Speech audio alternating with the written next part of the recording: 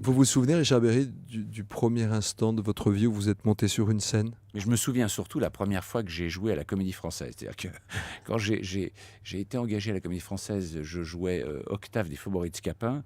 Et j'avais tellement peur de rater mes entrées que je restais sur le plateau, donc en coulisses, à suivre le spectacle. Et puis, j'écoutais tellement le spectacle que, comme le disait Daniel, j'en suis devenu spectateur. Et qu'à un moment donné, j'entends Alain Pralonge, qui jouait Scapin, et puis là, il fait Octave. Et puis j'ai dit, bon, j'étais spectateur. Puis à un moment donné, il tape sur le du pied, il fait Octave, Octave. Et puis j'ai dit, merde, c'est moi. J'ai raté mon entrée comme ça, c'est pour vous dire que... Daniel Auteuil, vous vous souvenez du premier instant? Oui, vous êtes monté très jeune, vous, sur scène, avec vos parents qui étaient artistes. Oui, à 4 ans.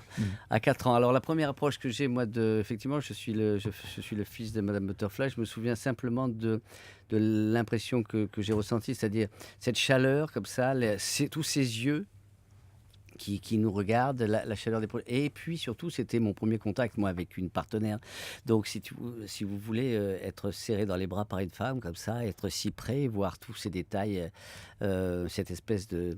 Voilà, je pense que ça m'a marqué à vie. Voilà. C'était une excitation qui...